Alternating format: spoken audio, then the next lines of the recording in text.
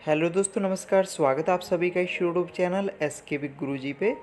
दोस्तों, आज की इस वीडियो में मैं आपको बताने वाला हूं RRB NTPC CBT 1 phase first में 28 दिसंबर 2020 को फर्स्ट शिफ्ट और सेकंड शिफ्ट में आए जीके के क्वेश्चनों के बारे में। दोस्तों, मैं सेक्शन वाइज आपको बता देता हूँ, सब्जेक्ट वाइज आपको बता देता हूँ। बात करते हैं हिस्ट्री की। तो हिस्ट्री में जो क्वेश्चन है वो इसमें आया था, खालसा पंथ किसने स्टार्ट किया। तो खालसा पंथ जो है ये गुरु गोविंद सिंह जी ने स्टार्ट किया। उसके बाद इसमें पूछा गया राज तरंगिणी के लेखक कौन है। तो राज तरंगिणी के लेखक कलन जी है। उसके बाद मोपला विद्रोह के बारे में पूछा गया कि मोपला विद्रोह कब हुआ। तो मोपला विद्रोह 1920 में हुआ था। उसके बाद पूछा गया जलियांवाला बाग के हत्याकांड के बारे में कि जलियांवाला बाग हत्याकांड कब हुआ। तो जलियांवाला बाग हत्याकांड दोस्तों 13 अप्रैल 1919 को हुआ। उसके बाद जलियांवाला बाग हत्याकांड के समय गवर्नर कौन थे वो पूछा गया। तो उस टाइम पे गवर्नर लॉर्ड चैम्सफोर्ड थे। उसके बाद पूछा गया प्लासी युद्ध किसके बीच लड़ा गया। तो प्लासी युद्ध Siraj ud-Daula and east India company के बीच लड़ा गया। उसके बाद जलियांवाला बाग के जांच के लिए कौन सी कमेटी बनाई गई। तो दोस्तों, जो कमेटी बनाई गई वो हंटर कमेटी बनाई गई, ठीक है ना, हंटर कमेटी। उसके बाद पूछा गया पानीपत द्वितीय युद्ध कब हुआ। तो पानीपत द्वितीय युद्ध 1556 में हुआ। उसके बाद अब बात कर लेते हैं जियोग्राफी के क्वेश्चनों के बारे में। तो इसमें क्वेश्चन था टू लैंड लोकेटेड कंट्री। तो two land located country in North America. तो इसमें दो लैंड लोकेटेड यानी दो स्थल रुद्ध कंट्री जो है वह है बोलिविया एंड पराग्वे। उसके बाद यहाँ पे पूछा गया नॉर्थ ईस्ट में कौन सा स्टेट नहीं आता। तो नॉर्थ ईस्ट में सिक्किम नहीं आता। उसके बाद सबरीमाला मंदिर के बारे में पूछा गया कि सबरीमाला मंदिर कहाँ है। तो ये जो सबरीमाला मंदिर है ये केरला में है। सबरीमाला मंदिर केरला में है, ठीक है ना, सबरीमाला मंदिर केरला। सबरीमाला मंदिर कहाँ है, केरला में, ठीक है। उसके बाद टिहरी बांध राज्य है। तो टिहरी बांध का जो राज्य है यानी टिहरी बांध जिस राज्य में है वो ये उत्तराखंड में है। टिहरी बांध उत्तराखंड राज्य में है। येन किस देश की करेंसी है। तो येन का जापान देश की करेंसी है। उसके बाद 49th पैरेलल लाइंस यानी 49 समांतर लाइन किन दो देशों के बीच से गुजरती है। तो ये यूनाइटेड स्टेट एंड कनाडा के बीच से गुजरती है। उसके बाद पूछा गया कुंडाकुलम पावर स्टेशन कहाँ है। कुंडाकुलम पावर स्टेशन कहाँ है। तो ये दोस्तों तमिलनाडु में है कुंडाकुलम पावर स्टेशन। उसके बाद पूछा गया गोबी डेजर्ट के बारे में कि गोबी डेजर्ट कहाँ है। तो गोबी डेजर्ट मंगोलिया में है। उसके बाद श्रीनगर और लेह को कौन सा दर्रा जोड़ता है। तो श्रीनगर और लेह को जोजिला दर्रा जोड़ता है। तो इसमें आगे पूछा गया जीवन कहाँ होता है। तो बायोस्फीयर जो है उसमें जीवन मौजूद होता है। यहाँ पे जीवन होता है बायोस्फीयर में। उसके बाद बात कर लेते हैं साइंस के क्वेश्चनों के बारे में। तो लाइकेन से रिलेटेड एक क्वेश्चन आया था दोस्तों 28 दिसंबर 2020 को शिफ्ट फर्स्ट में। और ये जो क्वेश्चन मैं आपके साथ डिस्कस कर रहा हूँ तो शिफ्ट 1 और शिफ्ट 2 दोनों के जीके के क्वेश्चनों के बारे में डिस्कस कर रहा हूँ। तो दोस्तों 4 या 5 दिनों में जितने भी अभी तक हुए हैं क्वेश्चन तो उन सभी को मैं आपको बता दूंगा। दिसंबर, जनवरी, फरवरी और मार्च में जितने भी क्वेश्चन आए सभी को मैं आपको सभी को आपके साथ डिस्कस कर दूंगा, ठीक है ना।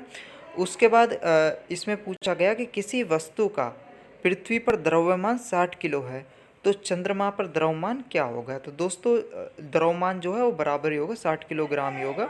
अगर ये वेट पूछता कि किसी पृथ्वी पर किसी वस्तु का द्रव्यमान 60 किलो है तो चंद्रमा पर उसका द्रव्यमान क्या होगा।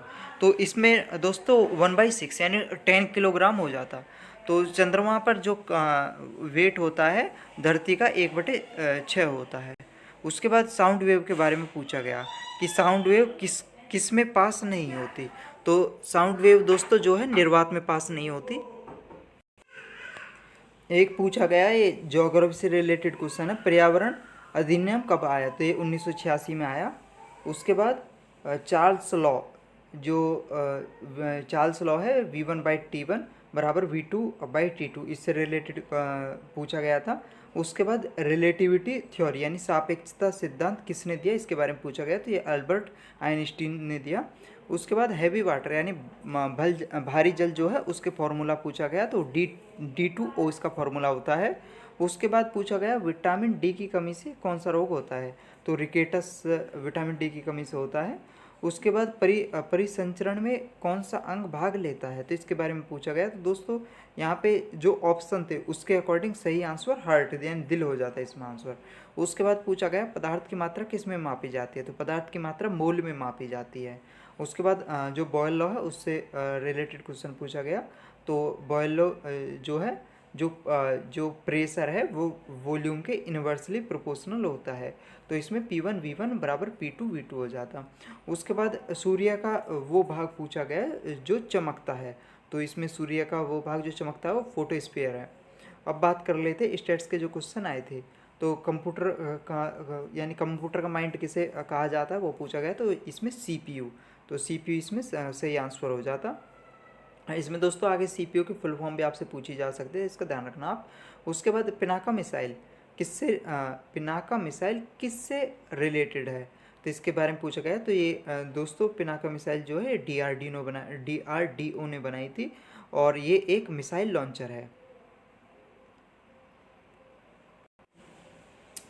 उसके बाद दोस्तों यहाँ पे मंगलयान मिशन लॉन्च, ये इसमें पूछा गया कि MOM मिशन कब लॉन्च हुआ, तो दोस्तों MOM जो है ये 2013 में लॉन्च हुआ, और ये ऑर्बिट में 2014 में ये ऑर्बिट में पहुंचा। डेट भी इसमें देख लीजिएगा कि किस डेट में ये लॉन्च हुआ, किस डेट मंथ में ये लॉन्च हुआ, और कब पहुंचे देख लीजिएगा, ये भी आगे पूछ सकता है। उसके बाद इसमें पूछा गया कि पहला एटॉमिक पावर प्लांट कब बना, तो 1961 में पहला एटॉमिक पावर प्लांट बना, और उस एटॉमिक पावर प्लांट का नाम है तारापुर। उसके बाद जो बार्क है इसका हेडक्वार्टर पूछा गया, तो यानी मुख्यालय पूछा गया, तो मुंबई इसका मुख्यालय है। उसके बाद इसमें जो ग्रैमी अवार्ड है वो किस क्षेत्र से संबंधित है, तो ये म्यूजिक से संबंधित है, संगीत से संबंधित है। NIU की फुल फॉर्म पूछी गई, तो NIU की फुल फॉर्म होती है नेटवर्क इंटरफेस यूनिट। फिक्की की फुल फॉर्म पूछी गई, तो ये होता है federation of India chambers of commerce and industry. उसके बाद पूछा गया कि जो पासक मिलिट्री एक्सरसाइज है वो किसके बीच हुई, तो भारत और अमेरिका के बीच ये एक्सरसाइज हुई। उसके बाद नोकिया के CEO पूछे गए, तो ये पेक्का लुंडमार्क इसके CEO है। उसके बाद UNSC का हेडक्वार्टर पूछा गया, तो न्यूयॉर्क में इसका हेडक्वार्टर है। इसरो द्वारा फर्स्ट सैटेलाइट कौन सा छोड़ा गया, तो ये आर्यभट्ट फर्स्ट सैटेलाइट छोड़ा गया, और ये कब छोड़ा गया वो भी आप देख लीजिएगा, ये भी पूछ सकता है आगे। साहित्य अकादमी हेडक्वार्टर पूछा गया कि जो साहित्य अकेडमी है इसका हेडक्वार्टर कहाँ पर है, तो ये न्यू दिल्ली में इसका हेडक्वार्टर है। उसके बाद पूछा गया कि उबंटू क्या है, तो दोस्तों इसमें जो ऑप्शन थे उसके अकॉर्डिंग सही आंसर हो जाता है सॉफ्टवेयर। तो उसमें कुछ ऑप्शन है जैसे सॉफ्टवेयर है, हार्डवेयर है, या ये दो कुछ वो और थे, तो इसके अकॉर्डिंग सॉफ्टवेयर हो जाता। दोस्तों ये जो उबंटू है ये एक ऑपरेटिंग सिस्टम है, ठीक है ना। URL की फुल फॉर्म पूछी गई, तो URL की फुल फॉर्म होती है दोस्तों यूनिफॉर्म रिसोर्स लोकेटर। उसके बाद पूछा गया UNSC परमानेंट मेंबर कौन है, तो दोस्तों ये जो 5 है चाइना, फ्रांस, रसिया, USA, UK, तो वो जो वहाँ पे ऑप्शन दिए हुए थे ग्रुप में दिए हुए थे, तो उसके अकॉर्डिंग ये इसका करेक्ट आंसर हो जाता है, जैसे चाइना, फ्रांस, रसिया, USA, UK। तो कहीं कहीं पे और भी उसमें दिया हुआ था कि China, France, India, USA, UK, तो ऐसे 4 ऑप्शन दिए हुए थे, तो उसके अकॉर्डिंग ये करेक्ट आंसर हो जाता। तो इनको आप देख लीजिएगा इस तरीके के जो है। तो इसमें आगे पूछा गया संतूर वादक कौन है, तो संतूर वादक शिव कुमार शर्मा है, तो जो ऑप्शन थे उसके अकॉर्डिंग शिव कुमार शर्मा सही आंसर हो जाता। उसके बाद आप बात कर लेते इकोनॉमिक्स में आए क्वेश्चनों के बारे में। इकोनॉमिक्स के जो क्वेश्चन आए थे उसके बारे में, तो बैंक ऑफ बड़ौदा में किस बैंक का विलय हुआ, तो इसमें विलय हुआ दोस्तों विजय बैंक और देना बैंक, दोनों बैंकों का विलय हुआ था इसमें। उसके बाद इसमें स्पेसिकल्चर टर्म इज यूज्ड फॉर, तो ये सिल्क फार्मिंग यानी रेशम की खेती के लिए यूज होता है। ये जो वर्ड है स्पेसिकल्चर जो टर्म है ये सिल्क फार्मिंग के लिए यूज होता है।